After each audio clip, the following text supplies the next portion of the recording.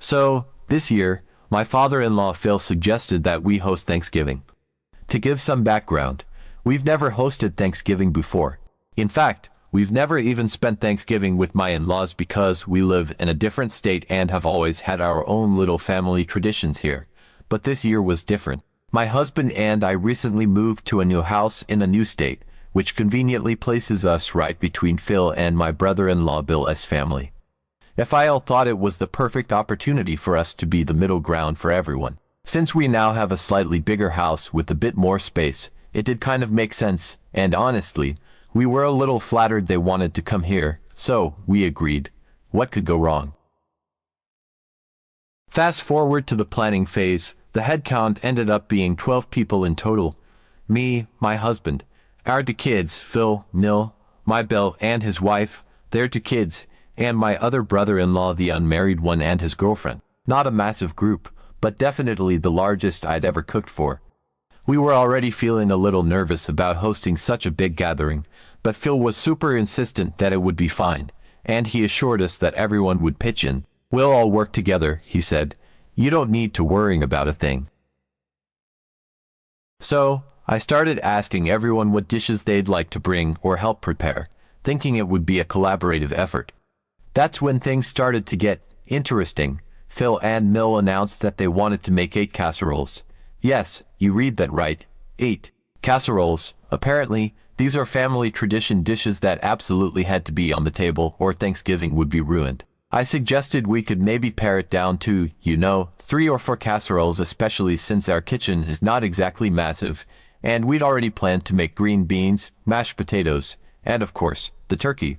But no, they were adamant. Everyone will be so disappointed if we don't have them all, Mill said, with this kind of sad, guilt-inducing tone that made me feel like I was already ruining the holiday. So, I caved. Now, let me paint you a picture of the casserole situation.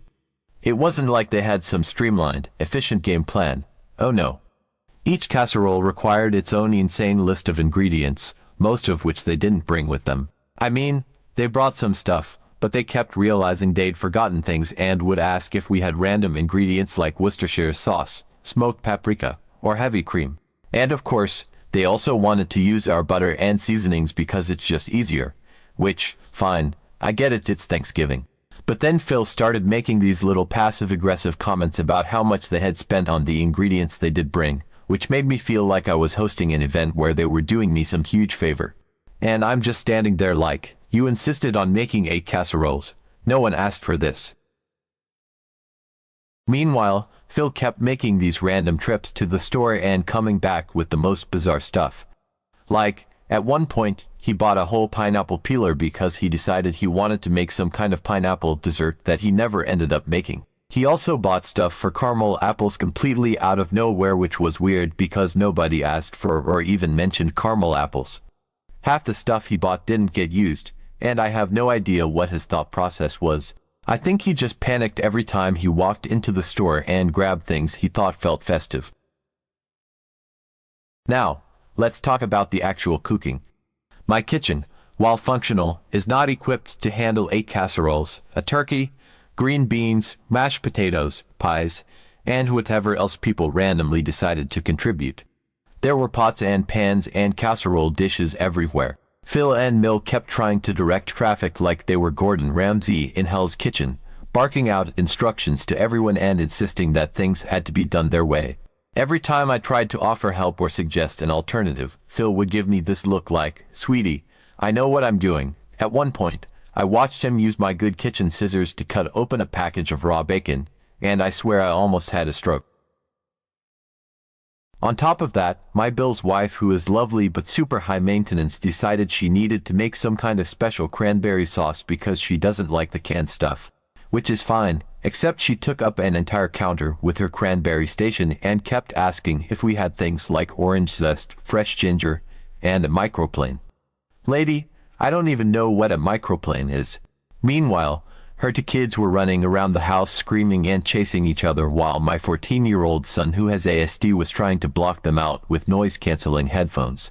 My 17-year-old daughter, bless her heart, was trying to referee the chaos, but even she was starting to lose her patience. By the time the turkey was finally in the oven, I was ready to curl up in a corner with a bottle of wine and cry, but the drama didn't stop there.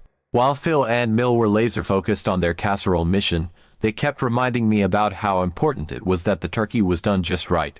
Phil made a big show of checking the oven every 20 minutes, even though I had a meat thermometer and had it under control. "You don't want to dry it out," he kept saying, as if I hadn't cooked a turkey before in my life. Finally, after what felt like an eternity, dinner was ready. The table was completely overloaded with food.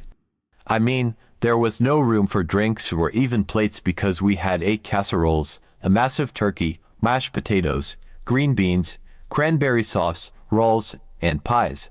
Everyone sat down, and for about 30 seconds, there was silence as people started digging in. Then Phil leaned back in his chair and said, "Well, the turkey's a little dry, but at least the casseroles turned out great." I thought my husband was going to flip the table. After dinner, everyone just kind of scattered, leaving me and my husband to deal with the aftermath. The kitchen looked like a war zone. There were dirty dishes stacked so high I couldn't see the sink. Half the casseroles were barely touched because there was so much food, and everyone was already full by the time they got to them. And Phil kept wandering around saying things like, "Well, we'll have leftovers for days." As if we were the ones who wanted all those casseroles in the first place. After the chaotic whirlwind that was hosting Thanksgiving, I thought I'd seen it all. The 8 casseroles, the mountain of dirty dishes, Phil's random pineapple peeler and caramel apple ingredients, it all felt like something straight out of a sitcom. But as the evening wound down and everyone began saying their goodbyes, I realized that the chaos wasn't over yet. Oh no, there was one final plot twist waiting to unfold, and it was, in many ways, the most baffling part of the entire day. It all started as we were cleaning up the aftermath of the Thanksgiving feast. I was in the kitchen, elbow deep in soapy water, trying to scrub mashed potatoes off a casserole dish that, to my knowledge, had never even been used during the meal. My husband was helping pack up leftovers with Mill, and Phil was lingering around the living room, chatting with the guests who were still hanging out.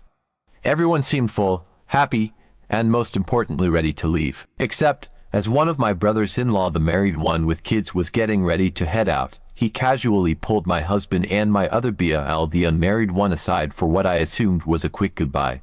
I wasn't really paying attention at first. I was in the kitchen, elbow deep in the aftermath of Thanksgiving, trying to tackle the endless sea of dishes while simultaneously discovering new horrors left behind by the meal. Someone, for reasons beyond my understanding, had managed to spill gravy in my silverware drawer. Gravy in the drawer. I was muttering to myself about how that even happened when I heard my husband's voice from the other room. It wasn't just his voice, it was that tone. The tone that means something absolutely ridiculous has just been said. "Wait, what?" he asked, his voice sharp with surprise and the slightest edge of disbelief. I froze mid-scrub, dish still in hand, and craned my neck toward the living room. There he was, standing near the couch, eyebrows raised and his mouth slightly open, as though someone had just informed him that aliens were real, and they were planning on taking the leftovers with them. His expression was so stunned, so genuinely taken aback, that for a moment I thought I'd misheard. My husband rarely reacts like that. It takes a lot to catch him off guard, but there he was, visibly trying to process whatever bombshell had just been dropped. I glanced at my unmarried Bill, who was standing a few feet away with his arms crossed, shifting uncomfortably on his feet like someone who had been dragged into a conversation he wanted no part of. Whatever this was, it wasn't your typical post-Thanksgiving chit-chat. I walked a little closer, trying to stay unobtrusive, and then I heard it. Bill number 1 had just brought up the idea of splitting the bill for Thanksgiving. Not casually, not as an offhand comment, but as a fully formed suggestion. He was explaining that, because hosting and groceries were so expensive, it only seemed fair for him, my husband, and their younger brother, the unmarried Bill, to share the costs evenly. According to him, this wasn't just a kind gesture, it was the logical solution. And to make sure it was all handled fairly, Phil had apparently volunteered to send out itemized receipts via Venmo so everyone could reimburse him directly. I swear, in that moment, time slowed down. I replayed the words in my head: split the bill, send receipts. For Thanksgiving, I had to grip the edge of the counter to steady myself as the sheer absurdity of it sank in. The kicker, this wasn't something anyone had discussed ahead of time. This wasn't a family agreement or a pre-planned arrangement. It was casually dropped into the conversation at the end of the night, when everyone was stuffed, tired, and ready to head home, as if it were the most normal thing in the world. My husband's face said it all. This was not, in any way, normal. And then, as if things couldn't get any weirder, I realized that Bill number 1 genuinely thought he was being helpful. He seemed to believe he was doing us a favor by suggesting this, like it was a benevolent gesture to ease the burden on my husband and me after a long day of hosting. He even mentioned that, since he hadn't brought a dish because of his long travel and late arrival, he felt it was only right to contribute financially instead.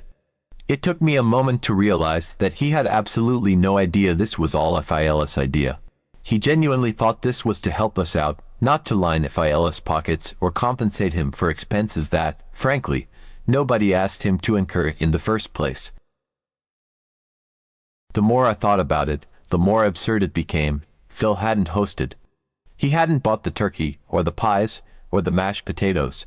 He hadn't paid for the drinks or the desserts, and he certainly hadn't lifted a finger to clean up the mountain of chaos he left behind in my kitchen. He had, however, insisted on 8 casseroles and gone on several unnecessary store runs, returning with random items like caramel apple ingredients and that ridiculous pineapple peeler. Yet now, somehow, he was framing this as a reasonable request, as if the 3 married men should be expected to foot the bill for the entire meal. It didn't matter that the women had done most of the actual cooking or that none of this was discussed in advance. Phil had decided, and that was that. My husband didn't know what to say. He just stood there, blinking, caught between the sheer audacity of what was being asked and the awkwardness of trying to handle this without causing a scene. After a few long seconds of silence, he stammered out something vague like, "We'll talk later," his voice strained in that way it gets when he's holding back his frustration. Bill number 1, completely oblivious to the tension he'd just unleashed, nodded cheerfully and headed for the door with his wife and kids in tow, blissfully unaware of the powder keg he'd left smoldering in our living room. That left Phil, now comfortably ensconced on the couch, humming to himself as he packed up leftovers. And when I say leftovers, I don't mean a modest portion or two, no. This man was loading up. He had brought along a small mountain of Tupperware containers, apparently with the intention of taking home as much food as possible.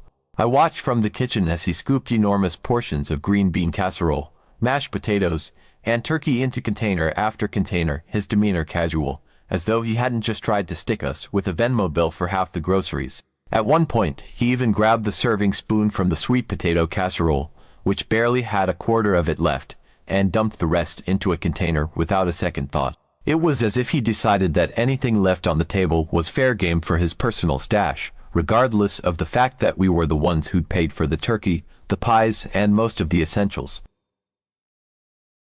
And then, as if this scene couldn't get any more absurd, Phil decided it was time to explain the receipts. I heard his voice float into the kitchen, calm and matter-of-fact, as though he were delivering a financial report. "Well," he began, "I'll exclude the cost of the drinks, since those were just for your household." He said it like he was doing us some enormous favor, graciously removing the one thing that could not, by any stretch of logic, be considered a communal expense. "But we'll need to include the extra butter and heavy cream, since those went into the casseroles." I stood frozen in place, dish towel in hand, listening in stunned silence as he continued. He was itemizing everything. Not just the big-ticket items like the turkey or the produce, he was breaking it down to the smallest details, including herbs and spices, most of which, I knew for a fact, had come from my own pantry. I could feel my frustration mounting as he went on, casually mentioning the cost of things like garlic powder and paprika, as though he hadn't rummaged through my spice rack for half of the meal's ingredients. And then came the piece de resistance. He actually mentioned the pineapple peeler. The pineapple peeler. The very item that had been purchased during one of Phil's inexplicable grocery store excursions and never even used. He said it with the same tone one might use to discuss a necessary kitchen expense, like roasting pans or cooking utensils, as if we were all expected to chip in for a tool that no one else had asked for or even touched. At that point, something inside me snapped. I've always tried to stay out of my husband's family drama, letting him handle the weird dynamics and navigating the occasional ridiculousness on his own. But this was a bridge too far. The sheer absurdity of the situation was impossible to ignore, and after spending the entire day biting my tongue, I couldn't stay silent any longer. I walked into the living room, trying my best to keep my voice calm and neutral, and said, "This is very different from how my family handles Thanksgiving." I chose my words carefully, hoping to keep the conversation civil. In my family, contributions are usually the dishes you bring, and everything is established ahead of time. I thought I was being fair. I wasn't attacking anyone or trying to stir up more drama. I just wanted to point out how unusual this whole setup was. But Phil immediately bristled, his tone shifting to that familiar mix of defensiveness and justification that I've come to recognize over the years. "Well, we just thought everyone could contribute," he said, as though this whole everyone splitting the bill idea was some long-standing family tradition rather than a last-minute demand he'd dropped out of nowhere. I took a deep breath, trying to stay patient, and pointed out the obvious flaw in his logic. "If everyone is supposed to contribute," I said, "shouldn't that include all the people who ate at the table, not just the 3 married men splitting the costs?" I gestured toward the now empty dining room, where the rest of the family had enjoyed the meal without a single mention of splitting expenses. "And if we're going to go down this road," I added, "shouldn't the women who actually cooked most of the food get a say in how this is handled?"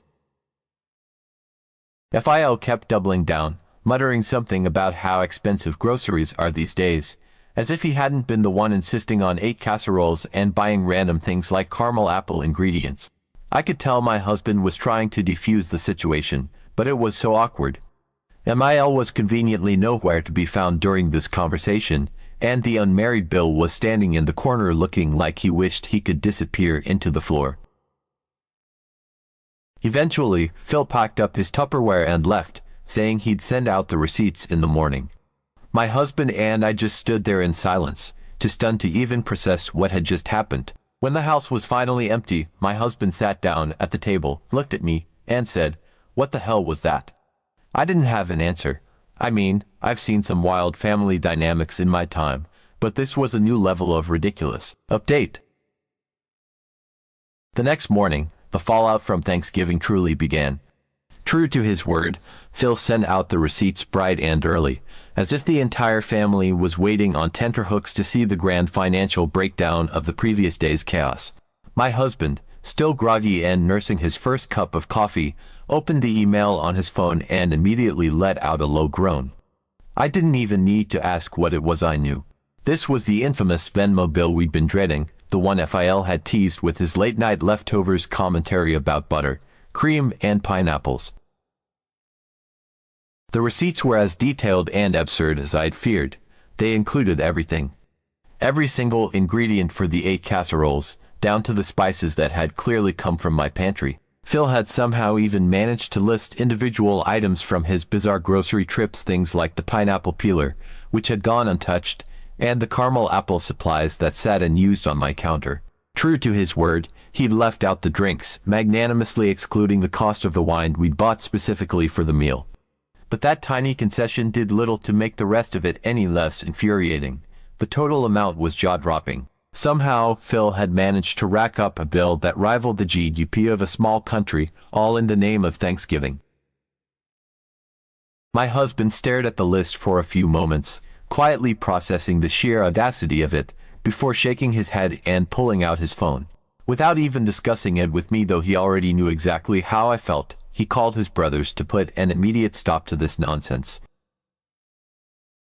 The first call was to Bill number 1, the married one who had unknowingly walked into this mess with his cheerful suggestion of splitting costs. My husband explained the situation to him, starting with the fact that Phil was the one driving this whole split the bill idea, and not some altruistic gesture to help us out. According to my husband, Bill number 1 was mortified when he realized what had actually happened. He had honestly believed that he was pitching in to help us cover hosting expenses, not subsidizing Phil's casserole crusade. The poor guy was caught completely off guard and immediately apologized for even bringing it up the night before. He promised not to send a dime, which was a relief, but it also left me feeling a little bad for him. He'd been used as an unwitting pawn in Phil's ridiculous game, and now he was stuck dealing with the fallout too. The second call was to the unmarried Bill, who had been the most visibly uncomfortable during the previous night's discussion. My husband didn't even get halfway through explaining the situation before Bill number 2 started laughing. Apparently, he had already decided he wasn't paying a single cent. He thought the whole thing was so ridiculous that he hadn't taken it seriously to begin with. He even joked about how he was tempted to ask Phil to reimburse him for the gas money he spent driving to our house. It was a small moment of levity in an otherwise infuriating situation, but at least we knew we had his support.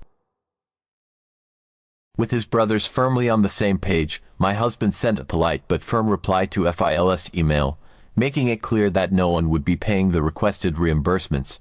He didn't go into too much detail, just a short note about how hosting is a shared effort, and any contributions to the meal should have been discussed ahead of time.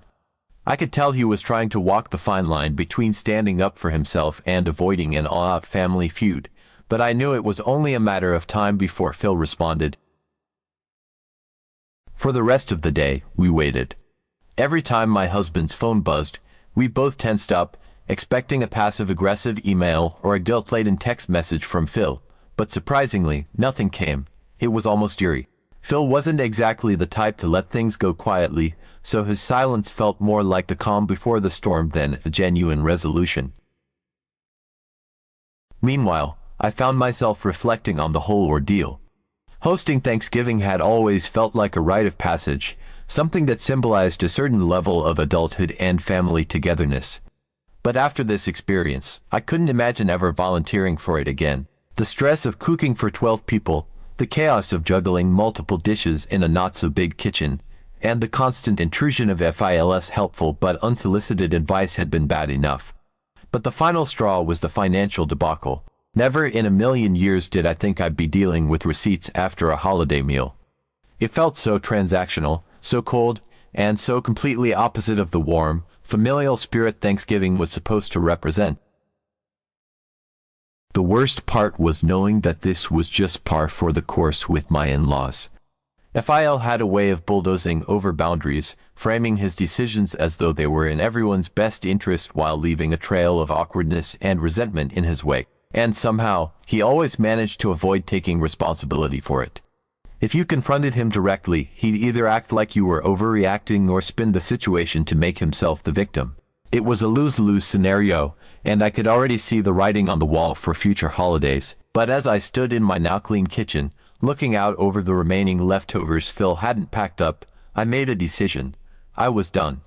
Hosting Thanksgiving, dealing with the endless drama, trying to navigate my in-laws' bizarre family dynamics, it wasn't worth it. Next year, we'd keep things simple. Maybe we'd go out to a restaurant, or maybe we'd stay home with a frozen pizza and a movie. Whatever we did, it wouldn't involve casseroles, receipts, or Phil's unsolicited advice. It would just be us, enjoying a peaceful holiday without the weight of expectations or the threat of financial breakdowns hanging over our heads. For now, though, I was content to let my husband handle the rest. It was his family, after all, and he was more than capable of dealing with Phil's antics. As for me, I poured myself a glass of wine, grabbed a slice of pie, and sat down at the dining table, silently congratulating myself on surviving what would undoubtedly go down as the most ridiculous Thanksgiving in family history.